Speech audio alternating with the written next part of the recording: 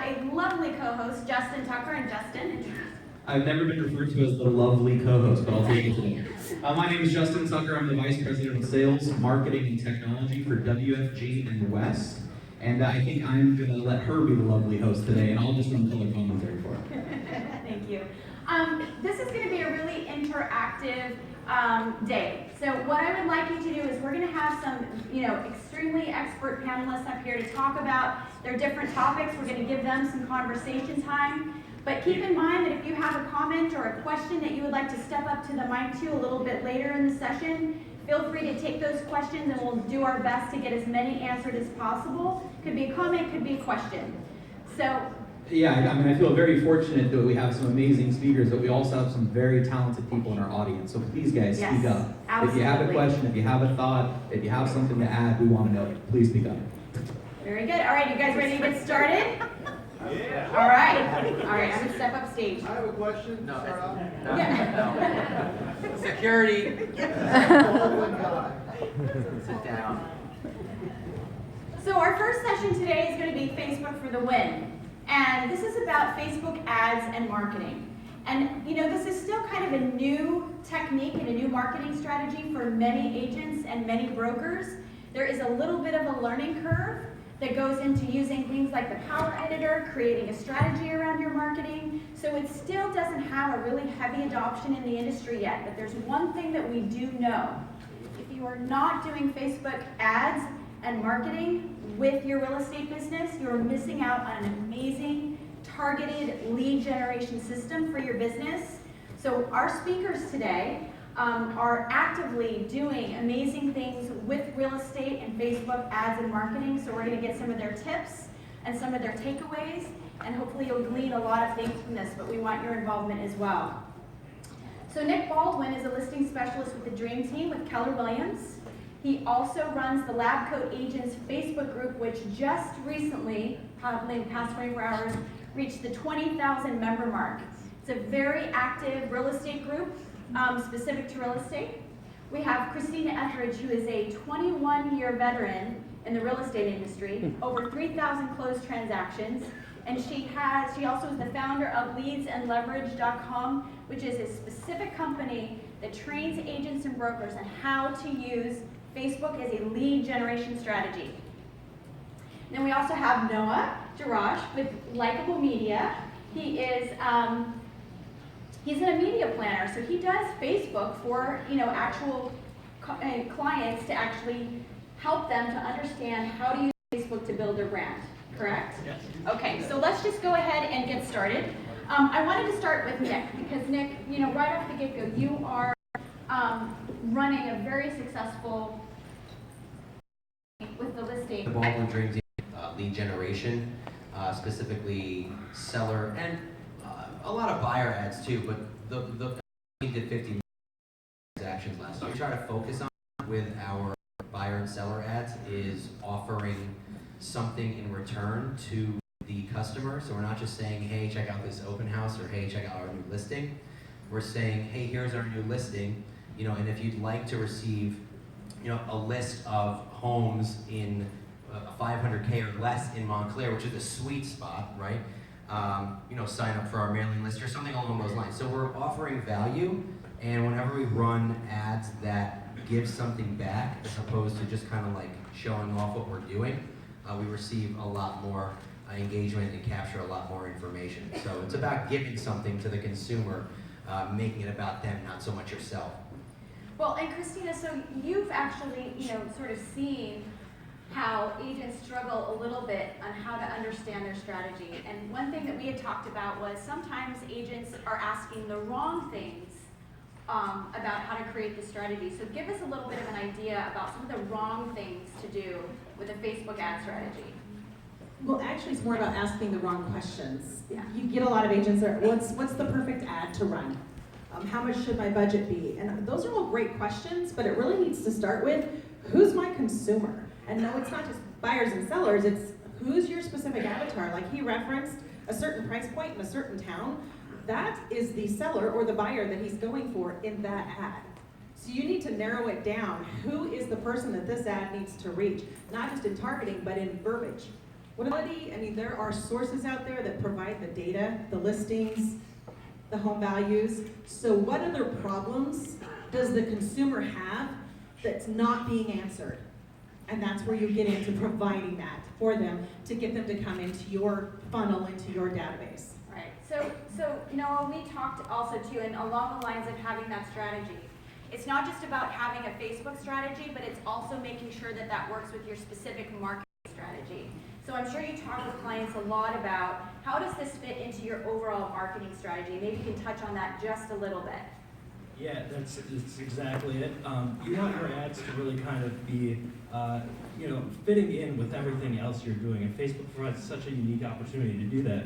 Christina said, know your audience. Facebook gives you that opportunity to reach that audience. It's so unique because the targeting is so specific that it's not something you can do with TV, with magazines, with newspaper ads. You can really find that audience very specifically on Facebook. And really use it to just bolster your advertising strategy as a whole. Great. So what I really want to talk about is kind of the things that you need to do to get started with Facebook ads. One thing that I would like to know about, we're putting money into Facebook. So that's the big question is, what portion of my marketing budget should I be applying towards Facebook? And what are we starting to see in the return of the investment? We can read a ton of articles about what we can do and what other people are seeing, but specific to the real estate industry, how do we budget for that and how do we get it started? So what I've started doing, I mean, I've been doing it for a while, but what I have been finding to be a great return is I have actually 4 different Facebook pages. One is for millennial home buyers moving from Hoboken or New York to Montclair, New Jersey. One is our main team page. One is a page for my town, so Bloomfield, New Jersey, real estate. And then one is a page for the whole county. So I run ads specifically tailored to those type of pages. So for Bloomfield, because I want to dominate that town, I run the seller ads. For my millennial page, which is called From City to Suburb, I run my buyer ads. And then for our team page, it's more informative and we post our new listings and so on and so forth. But I feel like if you have a Facebook page, like Anytown USA real estate market, and you just target sellers or buyers through that, like have a purpose for your page, and then target them specifically, and then really make the ads like you're running an advertisement, like in a magazine. So pick a beautiful photo, have the right ad copy, look up words that jump out at people, like speak to them. What are they trying to do? Why do they want to move? So those are just a few little things that we've been doing that we've been finding have really been working for us. And how about the budgeting? Oh, so the budget. So for me, I do $7 a day. I feel like that's like the perfect amount. $7 a day for like 5 days. So anything more than that, it starts to become spammy. So do it for $7 a day. Really target down in the ads manager who you want to reach. So I have $500,000 price point. I'm going to reach Hobokenites and Manhattanites between the ages of 28 and 40 because that's the first time home buyer in my neighborhood. You can even target people who just got married, who are engaged, what their net worth is. You can really get it down. So like I'm gonna target maybe 5,000 people at once. I don't wanna target 1 million people. I wanna target that specific 5,000. So $7 a day is like my sweet spot. $35 for 5 days really works. Every time I do that, I get at least 25 leads. And if it's a buyer, I've been known to convert like at least 2 or 3 of those who are ready to pull the trigger right then and there. Okay, so here's my question. Should we be buying likes? Christina, I'm going to have you answer that because I know what your answer is going to be. But there's that choice, right? Should I be buying likes for this business page? Is that a good strategy? On the surface, no, that sucks, so don't do it. Don't ask your colleagues to like your page either, which is really controversial, because we all want to, the first thing Facebook does is, oh, you created this page, go ask everybody you know to like this page. But just like Nick was saying, he has pages very specific to very specific target groups. I'm sorry, I'm a realtor in Coeur d'Alene, Idaho. It's not going to benefit him for me to like his page. In fact, it's actually going to hurt him. Because if you have too many of those, people who are not interested in what you have to say, Facebook has this funny little thing called an algorithm, and if they don't, if your people that you're on your page don't like you or what you're saying, you get pushed out less and less, which is why we have that concept that, no reach, no engagement, pay to play, mostly because nobody is interested in what we have to say because we've attracted the wrong audience. Okay, so So that's no, the rule. don't So buy don't likes. invite people to your business pages that aren't a part of your actual lead generation strategy. Right. It's not your friend, it can be your friends if they're in your area and they're gonna help you lead generate, but don't invite all your real estate friends on the West Coast, kind of a thing. And just to tack onto that, coming from the agency side, I'm in communication with some Facebook reps that we go through, and they actually advise against doing like ads themselves, even though they give you that opportunity. What they tell us, and it's a great point, any post that you push out has a like your page button on the top right That's what I'm corner. saying, yeah. So any post you do is already a like ad. If you're creating great content and somebody appreciates it, they'll like your page. And to Christina's point, it's going to be people who you want to like your page. It's going to be people who are relevant to you. I do have to interject on that. You do need to buy like ads, so I'm going to say the opposite. You need to run ads to like your page that are very targeted to your audience. The reason why, when you give two people too many choices in a single thing, they're on their phones, they're flying by. If they click like on that post, they're not going to think to go back and click like on your page. So you want to drive likes to your page that are targeted because they engage with your content, and when they engage with your content, it raises your content in the newsfeed of other people. So it's great to have that activity going. I'm gonna pause just for 1 second. For everyone that's in the back, standing room only, we still have some seats that are available up near the front, so feel free to kind of wander up here and get some seats. There's some over here on the side and over there as well. Nick, I just go wanted for it. to add to that too. Recently, the Powerball was huge, right? It was like $1 billion or something. And my page has got flooded with people asking you to like their page because they bought 1,000 Powerball tickets, and if you like their page, they're gonna split the winnings with you. I mean, okay, so let's say that I did like the page because I wanted to care about your page. So don't run those ads. I don't want 500 people who like my page because they want to win $1 billion. I want 500 people who like my page because they want to buy real estate in that area. Yeah, so don't run contests to get page likes. Don't do Unless that. it's relevant. If it's not, Right. yeah. Exactly. So let's talk about the difference between a boosted post and actually going in and using the Power Editor and building an actual ad. There's a strategy to actually building an ad, and as you know, many of you can do, the Facebook status updates, and you have that option to boost a post, and you can throw money at that. But there's a difference between boosting a post and actually creating an ad. So let's talk a little bit about the difference between that. I can go between you all and see what works and what doesn't work, because your first thing that you do when you create that update is you want to hit boost post. So there's some actual things, use that in a good way and not Well, so good way. Facebook has this great little thing that tells you your post is getting more engagement than everything, and so the first thing you want to do is go, oh yeah, I want to spend some money on that. The problem with boosted posts, it's really that option to do ads it's kind of for newbies, and that's not a negative thing, but if you're not comfortable going into Ads Manager or subsequently Power Editor, which is Ads Manager on steroids, if you're not comfortable going into those places, it's really just easier to click boost post. But here's what you're doing. You don't have an objective, a campaign objective for that post. You also cannot target as well or as deeply as you can in Power Editor. So it's a big difference. You're kind of just throwing money. I mean, for years we spent money on Homes and Land magazine and billboards and blah, blah, blah, and hoping, hope marketing. Boost post is kind of a hope marketing. Yeah, no, I should probably talk into this thing, right? So yeah, with boost posts, and with boost posts, the majority of the people that are going to see your post are the people that like your page, which is fine. But if you've targeted your page in the wrong direction and your friends in all other places of the world are liking your page, it's not going to do you much good. So you're kind of throwing money out the window. So learn Ads Manager. It's actually not that difficult. You kind of just go down the list and check off things that you want. Power Editor.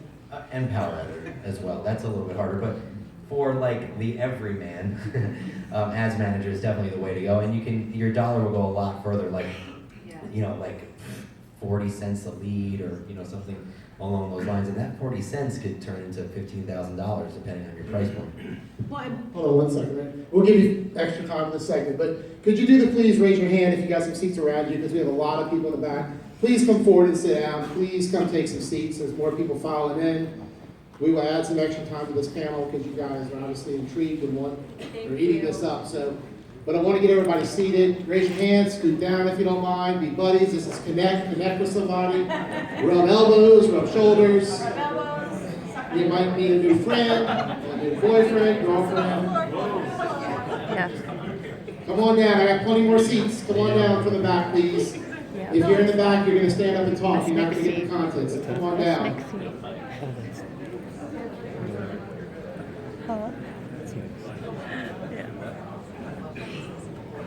Anybody else want a seat from the back? There's plenty of friends that want you to sit I next see to a them. lot of important people in this room. You're going to want to sit next to There you them. go. A lot of important people. This is Norman Rossi.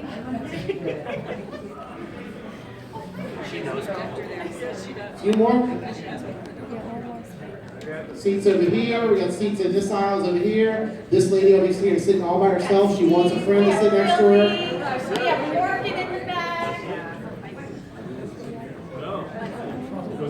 Got a modest, I got 3 chairs over here, 4 chairs Jeff, over here. hold up for a second. All right, sorry to interrupt. You guys are awesome. Continue. Thanks, everyone. Okay, so one thing that I did want to mention though is that every once in a while you get a viral update, an update or a post that actually goes viral on your business page. This is a little bit different than the actual Facebook ad strategy. But one thing that I've noticed is that, first of all, if you do decide to use the boost, because the boosted post, it's not altogether ineffective, but if you do decide to use it, don't do it the moment that you post an update and hope that it gets boosted. If you post an update that starts to go viral, starts to create more impressions than a normal ad, then boost the post. Don't do it the minute you post it and then boom, I'm just gonna boost it and it'll get out there to as many people as possible. Take the time, wait to see what it's doing. If it's driving engagement for some reason, and sometimes that's an anomaly, we don't really know why something can go viral. It could be a photo, it could be an image of a house, it could be a meme that you decide to use, but every once in a while it could go crazy, and that's a great time to use boosted posts. When you're in the moment, you've got engagement, it could be at night, everyone's home, everyone's looking at it. It's a great time to boost it. Can I give an example of that? Yes, perfect. Okay, so I have an example of that where I find that, offering, not necessarily always selling real estate to your followers. I follow the jab, jab, jab, right hook model. It's definitely the Gary Vaynerchuk model is like the best way to go. So one of my most popular posts was an infographic about return on investment on something in your home. And so it said that whatever it was, a kitchen reno will bring X amount of return, right? It was kind of a cool picture.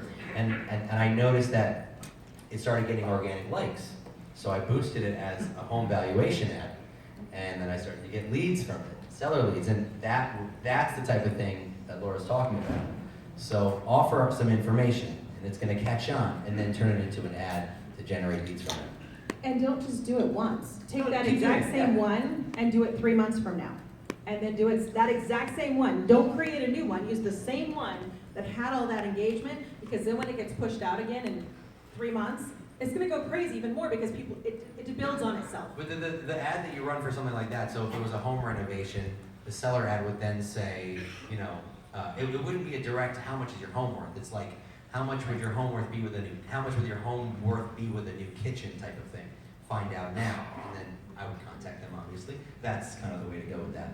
Yeah, and also, more so than just going back to that post and promoting that again 3 months later, take learnings from it. Ask yourself why that one worked so well. Is it just because it's interesting content? Is it certain wording you used? Did you ask a question to get somebody to click through? There's all these different things that you can do tests of. Try different things with your posts, see what's really working for you, and go with that. Use that for future posts, and just take those learnings and really apply them. Yeah.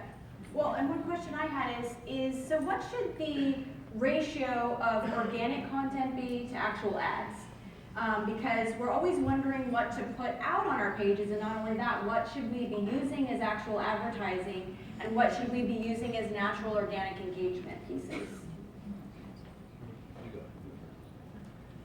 I don't have a number for you, 80, 20, 8 out of 10. You really just need to jab, jab, jab on your posts and your content and use paid ads to hook.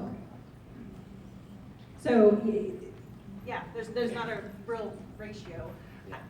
Just don't do a lot of selling on your page. Provide value. Answer their questions. Don't answer how great of a realtor you are. If you share those posts that, 10 reasons why you need a realtor, they're going to ignore you.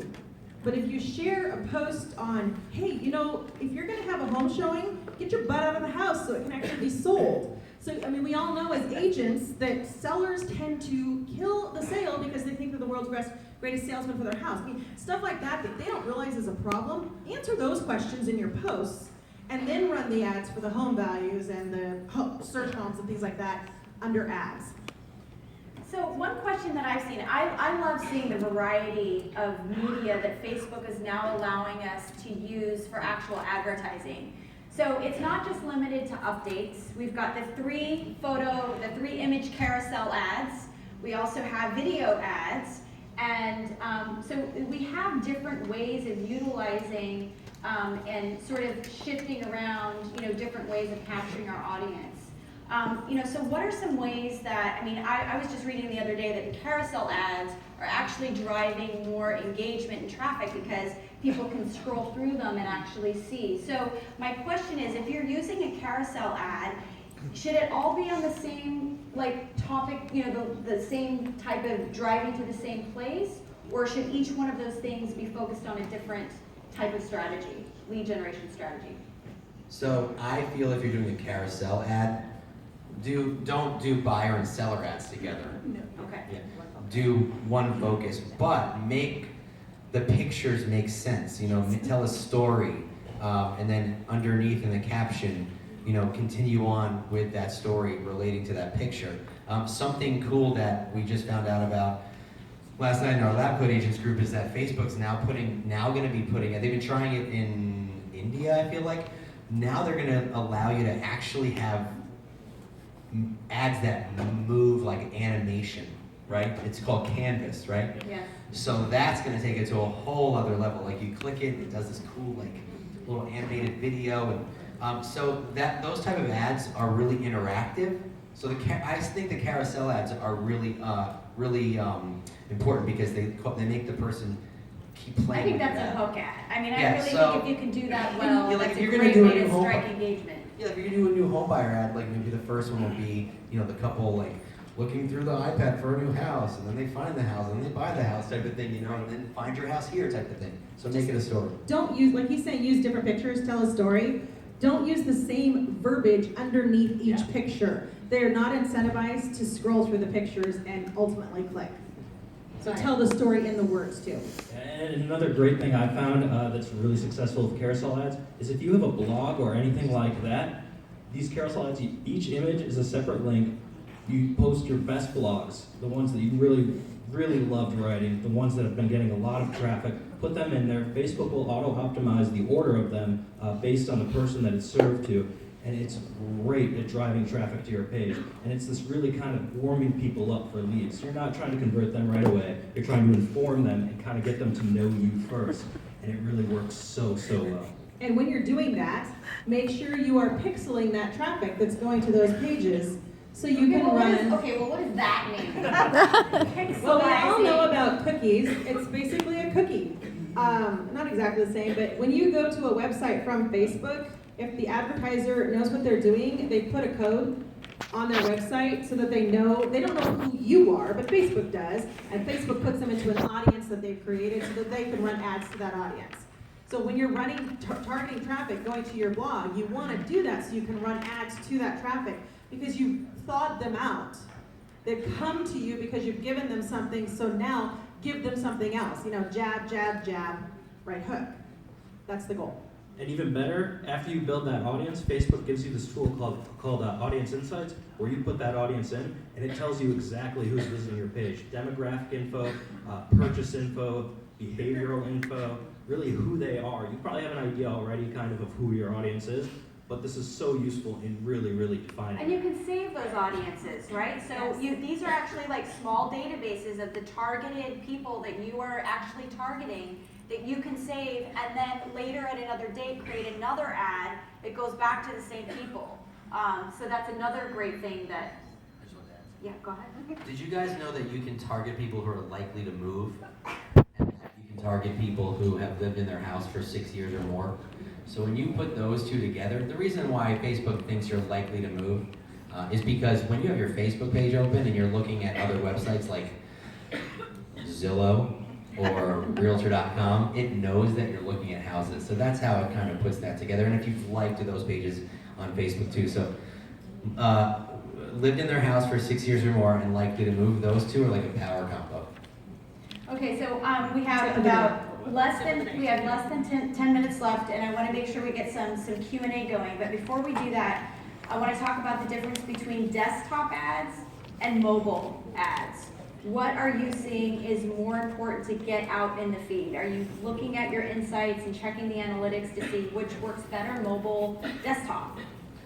Well, I have a website that allows me to see when people are looking at properties. It tells me if they're looking on a desktop or mobile phone. So when I'm running a buyer ad and it leads them to my site, I can tell whether or not they're looking on their phone or their desktop. And I would tell you about 75% of the time, they enter my site on their phone. So make sure your site is mobile responsive when you're running those ads. And on a second thing, I work with agents from all over the world, and here's what I always tell them to do.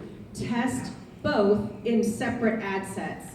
You want to do this because there is no way to know if your audience is going to be on desktop or on mobile in general, so test your targeting. For example, we have a client in the Silicon Valley, and you would think that it would be mostly mobile. It's 78% desktop. Insane. His desktop delivered, the cost that it costs him to run ads to that desktop audience, fractions less than the mobile audience. Now we have people in other markets, it's completely different. It depends on your market. There is no, yes, you have to be both, but it depends on your market. Okay, gotta test. Well, Now I'm gonna let Noah, and then we're gonna. Yeah, the most expensive ad space you can buy on Facebook is the mobile newsfeed, and that's for a good reason. It really does tend to get the most spend towards it, and is the best driver of any sort of objective you get, usually. Again, test it, see what's working for you. Sometimes it's different, but 95% of people on Facebook use it on mobile at least part of the time. It's everybody is using it, and it's trending even further towards that. It's less than 10% are only desktop at this point worldwide. So I mean, mobile is just so important to you right now. And anytime I run it to, you have four basic locations that your ads can run. Anytime I test all of them within one kind of ad set, 98% of my spend goes to mobile. It's just Facebook's going to push it there first. Just be aware your consumer might be at work on their desktop on Facebook.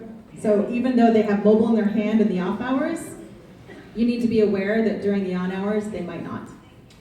I was gonna, actually, my comment was kind of piggybacking off of that. Where I'm from, New Jersey, so between the hours of 7 a.m. and 9 a.m. and then 5 p.m. and 7 p.m., everyone is commuting and everyone's on their phones. So figure out when people are on their phones where you live. So everyone's on the train or on a bus at those hours during rush hour. So I'm gonna start my ads around those times. So I'll notice a spike in clicks during those times.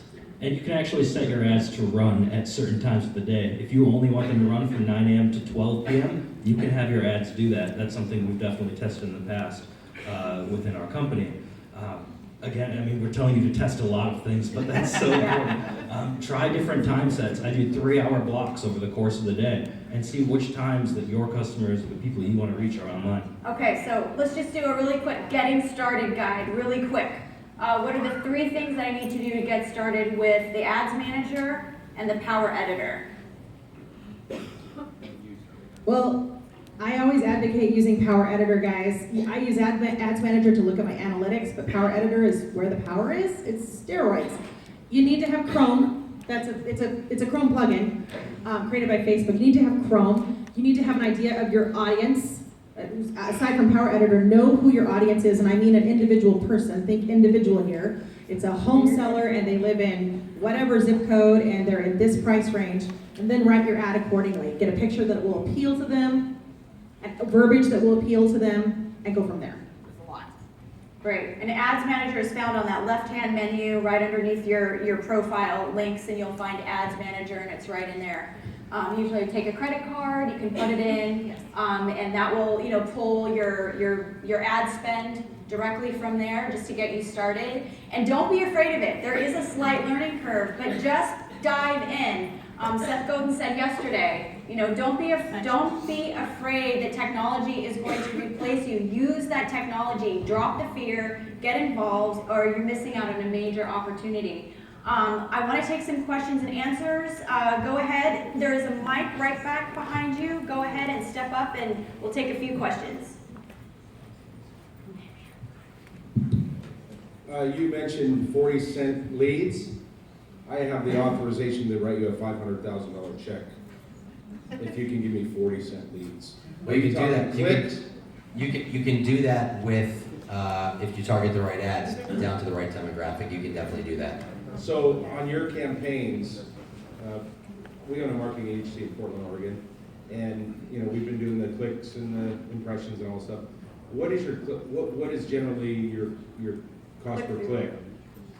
So I have today. It doesn't happen every time. I've gotten it down that low. It doesn't happen every time. I'd say on average it's maybe a little higher, maybe it's 70 cents, but I have gotten it to 40 cents. Okay, so you're talking click. No, I'm talking actual leads. Like I've gotten. You're talking forms filled out. Yeah. Okay, so what is your click through rate? What is your cost per click? I'd probably say around $1. Yeah. Right. No, I'm saying my leads come in at around between 40 and 70. When I get a lead, depending on how I target it, I will get them between 40 and 70 cents on a really good ad. What is your cost per click on Facebook? That's my simple question. I Cost per click, can I ask the lady in the middle? Yeah, go ahead. She's The cheapest way to get leads is to drive people to your website and pixel them. I get as low as 28 cents cost per click, and I'm targeting just agents. So you're 28 cents Per click on that. your And then, of ads. course, depending on the conversion rate of the landing page. So when will you're determine saying the cost per $7 click. budget, what are you talking about for visitors on rates? Are you talking 28-cent clicks divided into $7 a day? Is that what you're? So I run about $7 a day for 5 days. That's what I do for my ads. Yeah. And those 40 cents are divided into your $7. Is that what you're saying? They come from the $7 a day. Yeah. So there's a total disconnect here for me because. So why don't you guys talk about it offline? We'll get to a few more questions. Yeah. I'm not very analytical, so that would be a Christina question. Yes, ma'am. Okay, so I use Facebook ads a lot for just local buyers and sellers, and that's great. But I live in a more resort type area, vacation destination, where people are buying vacation homes and that sort of thing. And so my challenge has been, how do you target people who are all over the world to come and look at your Facebook ads? So I'm in a resort area also. Yeah. And one of the things I do know, and NAR used to release this, they don't, but the Census Bureau has it now. You can actually find out the demographics of the top counties in America or top areas in America that immigrate into your area and target those zip codes. You know the income requirements for what they want to buy. You also now know the zip code, and you can know other interests. If it's waterfront property, they might be into water sports. If it's golf, they might be into golf. So you use all of those together to target them. Those are interests. So you're going to target by demographic, zip code, interests, all that, etc., all over the world. Yeah, and definitely think about who would be buying those homes too. People likely to travel, which coincidentally is a target that you can use on Facebook, and probably higher income people who are looking for those kind of second homes or vacation homes. where they're coming from. So what I do is I know the top 5 zip codes that move into my area. And you can find that on the Census Bureau site. I don't know the exact link, it's long. But you can find that information, and it's up to like 2012.